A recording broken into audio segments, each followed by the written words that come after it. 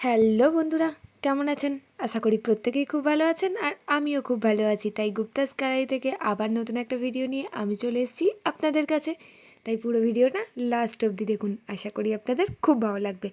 এর আগের ভিডিওতে আমি বলেইছিলাম যে আজ রাতে আমি বিরিয়ানি বানাবো, কারণ আজকে বাপির জন্মদিন। তো বিরিয়ানি বানানোর জন্য প্রথমেই আমি বেশ কয়েকটা আলু সেদ্ধ করতে দিয়েছি। এবার আলুর সাথে দিয়েছি কিছুটা হলুদ, কিছুটা কাশ্মীরি মির্চি, কিছুটা পরিমাণ নুন, টক দই, কেওড়া জল, মিঠা আতর আর আদা রসুনের পেস্ট। আর যেটা না দিলেই নয় সেটা হচ্ছে বিরিয়ানি মশলা। তো সমস্ত কিছু দিয়ে প্রথমেই ভালো করে আলুটাকে আমি সেদ্ধ করে নিচ্ছি। আর এদিকে আমি চিকেনের বড় বড় পিস আনিয়ে নিয়েছি, কারণ বিরিয়ানিতে একটু চিকেনের বড় পিস ছাড়া মোটেও ভালো লাগে না। এবার চিকেনের মধ্যে আমি বিরিয়ানির জন্য যা যা মশলার প্রয়োজন সেগুলো এর মধ্যে দিয়ে দিয়েছি। সেগুলো হলো বিরিয়ানি মশলা প্রথমেই দিয়েছি, তার সাথে বেশ অনেকটা পরিমাণে টক দই, একটু গোলমরিচের গুঁড়ো, একটু হলুদ, একটু কাশ্মীরি মির্চি, আদা রসুনের পেস্ট, সমস্ত কিছু দিয়ে আমি চিকেনটাকে ম্যারিনেট করে বেশ কিছুক্ষণের জন্য রেখে দিয়েছি। হ্যাঁ, তার মধ্যে কিছুটা কেওড়া জল, মিঠা আতর আর লেবুর রসও দিয়েছি। আর এদিকে আমি বেশ কিছুটা পেঁয়াজ কুচিয়ে রেখেছি, যেটা আমি এখন বানাবো বেরেস্তা। তার জন্য প্রথমেই আমি গ্যাসের মধ্যে কড়াই বসিয়ে তার মধ্যে কিছুটা সর্ষের তেল দিয়ে পেঁয়াজটাকে সেই গরম তেলে আমি ছেড়ে দিয়েছি। বেশ কিছুক্ষণ ধরে পেঁয়াজটা ভেজে একদম লাল লাল বেরেস্তা বানিয়ে আমি একটা পাত্রে তুলে রেখে দিয়েছি। এরপরে চিকেনটা রেডি করার পালা। তো তার জন্য প্রথমে গ্যাসের মধ্যে আমি কড়াই বসিয়ে দিয়েছি। এবার কড়াইতে কিছুটা তেল দিয়ে আমি ম্যারিনেট করা চিকেনটা এর মধ্যে দিয়ে দিলাম। এবার উপর থেকে আমি আরও কিছুটা পরিমাণ টক দই দিয়েছি আর সেদ্ধ করা আলুটাও এর মধ্যে দিয়ে দিয়েছি। এরপরে এর মধ্যে সামান্য ধনে গুঁড়ো আর জিরে গুঁড়ো মিশিয়েছি। এবার এগুলোকেও ভালো করে নাড়াচাড়া করে কিছুক্ষণ পরে আমি এর মধ্যে আরও কিছুটা পরিমাণ মিঠা আতর আর কিছুটা কেওড়া জল অ্যাড করব, কারণ প্রথমে আমি খুব সামান্য করে অ্যাড করেছিলাম। এরপরে আমি আরও কিছুটা এর মধ্যে অ্যাড করেছি। দেখতেই পাচ্ছেন এখনই কি সুন্দর তেল ছেড়ে দিয়েছে আর চিকেনের কালারটাও খুব সুন্দর হয়ে এসছে। তো এই যে মশলাটা আছে এটাকে আরও টান টান করতে হবে, মানে মশলাটাকে আরও শুকিয়ে নিতে হবে। এবার মশলাটা প্রায় শুকনো শুকনো হয়ে এসছে, তাই এর মধ্যে আমি কিছুটা পরিমাণ জল অ্যাড করছি। এটা হচ্ছে সেই আলু সেদ্ধ করার যে জলটা, সেটা আমি না ফেলে এর মধ্যেই দিয়ে দিচ্ছি। এবার আরও কিছুক্ষণ চিকেনটাকে ভালো করে সেদ্ধ হবে। তো চিকেন আর আলু এখন প্রায় সেদ্ধ হয়েই গেছে। দেখতেই পাচ্ছেন মশলাটা একদম শুকনো শুকনো হয়ে গেছে। এরপরে এটাকে আমি সাইডে রেখে দেব।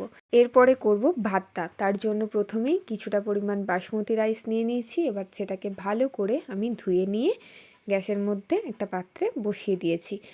আর এর মধ্যে দিয়েছি কিছুটা গোটা গরম মশলা, যেমন দারচিনি, এলাচ, লবঙ্গ, আর তার সাথে দিয়েছি কিছুটা পরিমাণ বিরিয়ানি মশলা। এবার চালটা 80% মতো সেদ্ধ করে নিয়ে আমি চাল থেকে জলটা ঝরানোর জন্য একটা পাত্রে দিয়ে দিয়েছি। তো দেখতেই পাচ্ছেন ভাতগুলো বেশ গোটা গোটা হয়ে গেছে, ভেঙে যায়নি। এবার জলটাও প্রায় ঝরে এসছে। এবার আমি একটা পাত্র নিয়ে তার মধ্যে বিরিয়ানিটা দমে বসাবো। তার জন্য বেশ কিছুটা পরিমাণ তলায় তেল দিয়েছি। এখানে চাইলে আপনারা ঘি দিতে পারেন, আমি যেহেতু ঘি পছন্দ করি না তাই ঘিটা স্কিপ করে গেছি। এরপরে ওই রেডি করে রাখা চিকেনটা তলায় দিয়ে দিচ্ছি, চিকেন আলু সমস্ত কিছু। এবার ওপর থেকে ভাতটা দিতে গেছি, কিন্তু যেই না দিতে গেছি অমনি আমি দেখতে পাচ্ছি যে ভাতের পরিমাণটা এতটা বেশি যে এই পাত্রতে কুলাবে না, তাই আমাকে এটা আবার একটা কড়াইতে ট্রান্সফার করতে হবে। তো এখানে আমার সমস্ত কিছু প্রসেসিংটা একটু গন্ডগোল হয়ে গেল, যেহেতু ফার্স্টে আমি বুঝতে পারিনি। তো যাই হোক, এবার আমি একটা পাত্রে কিছুটা ওই চিকেনের মশলা রেখেছিলাম, তার মধ্যে কিছুটা দুধ ব্যবহার করেছি। আপনারা এখানে নর্মাল দুধের মধ্যে কিছুটা কেশর ব্যবহার করতে পারেন, কিন্তু আমি এখানে কেশর ব্যবহার করিনি, আমার কাছে যেহেতু ছিল না। তো এবার চালটা ভালো করে সমস্ত মাংসের ওপর দিয়ে দেওয়ার পরে আমি ওপর থেকে ভালো করে বিরিয়ানি মশলাটা ছড়িয়ে দিয়েছি। আমি এখানে গোটা বিরিয়ানি মশলাটা আজকে পাইনি। গোটা মশলার যে প্যাকেটটা হয় সেটা গুঁড়ো করলে তার একটা আলাদা সুন্দর ফ্লেভার আসে, কিন্তু আজকে যেহেতু পাইনি তাই আমাকে এই গুঁড়ো মশলাটা দিয়েই কাজ চালাতে হচ্ছে। এবার এর মধ্যে আমি বেশ কিছুটা পরিমাণ কেওড়া জল আর কিছুটা পরিমাণ মিঠা আতর আমি ব্যবহার করছি। আর ওই মশলার সাথে দুধের যে মিশ্রণটা করে রেখেছিলাম সেটা আমি ওপর থেকে ভালো করে একটু দিয়ে দিলাম। এবার ওপর থেকে আমি যে বেরেস্তাগুলো করেছিলাম সেগুলোও ছড়িয়ে দিলাম। এবার এটাকে আমি বেশ কিছুক্ষণের জন্য ঢাকা দিয়ে দমে দিয়ে দেব। তো আমার বিরিয়ানি সাজানোটা তো একদম রেডি। আর এখানে আমি স্বাদ অনুযায়ী লবণটাও দিয়ে দিয়েছি, আর ওপর থেকে আরও কিছুটা পরিমাণ গোলমরিচের গুঁড়োও দিয়েছি ঝালটার জন্য। এবার বেশ কিছুক্ষণের জন্য এটাকে আমি ঢাকা দিয়ে দিচ্ছি।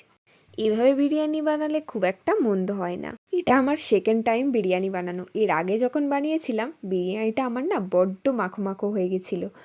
এটা সেকেন্ড টাইম বানালাম, তবে প্রথমবারের চেয়ে যথেষ্ট ভালো হয়েছে আর সুন্দর একটা ফ্লেভার আসছে। অনেকেই আছে যারা আমার চেয়ে হয়তো খুব ভালো, হয়তো কেন সত্যিই অনেক ভালো বিরিয়ানি বানাতে পারে, কিন্তু আমিও ফার্স্ট টাইম না সেকেন্ড টাইম এভাবে ট্রাই করলাম, তাই একবার আপনাদের সাথে শেয়ার করলাম। বাপির জন্মদিন স্পেশাল বিরিয়ানি বলে কথা, যদিও খেতে খুব সুন্দর হয়েছে, আমি একটু টেস্ট করেও দেখলাম। তবে বিরিয়ানি বানাতে যেন আমার মনে হয় বড্ড ঝক্কি পোয়াতে হয়, অনেক লেন্দি প্রসেস। যারা রেগুলার বানায় তাদের কাছে হয়তো ইজি হতে পারে, বাট বাড়িতে তৈরি করতে আমার বেশ ভালোই লাগলো। এরপর রাতের বেলায় বাপিকে আমি গরম গরম সার্ভ করে দিয়েছি, সাথে ছিল চিকেন কষা। তো যদি আপনাদের আমার আজকের ভিডিওটা ভালো লেগে থাকে তো প্লিজ একটা লাইক কমেন্ট শেয়ার অবশ্যই করে দেবেন। আর যদি আপনারা আমার চ্যানেলে নতুন হয়ে থাকেন তো অবশ্যই চ্যানেলটা সাবস্ক্রাইব করে দেবেন। আর আমার ফেসবুক পেজ গুপ্তাস গ্যালারিকে ফলো করতে একদম ভুলবেন না। সকলে ভালো থাকবেন, সুস্থ থাকবেন। আপনাদের সাথে দেখা হবে পরে নতুন একটা ভিডিওতে। আর ভিডিওটা করেছি মঙ্গলবার, কিন্তু আপলোড করতে হয়তো দেরি হয়ে যাবে, কারণ প্রত্যেক দিন কাজের মাঝে ভিডিও এডিট করার সময় হয়ে ওঠে না, তাই রেডি করি একদিন, আপলোড করতে সময় লেগে যায় আরও বেশ কয়েকদিন। তো আমি এই বিরিয়ানি আমার অফিসেও নিয়ে গেছিলাম, তো প্রত্যেকের খুব ভালো লেগেছে। আপনারাও একবার বাড়িতে অবশ্যই ট্রাই করে আমাকে জানাবেন। তো আজকের মতো আমার ভিডিওটা আমি এখানেই শেষ করছি। সকলকে টাটা, বাই বাই।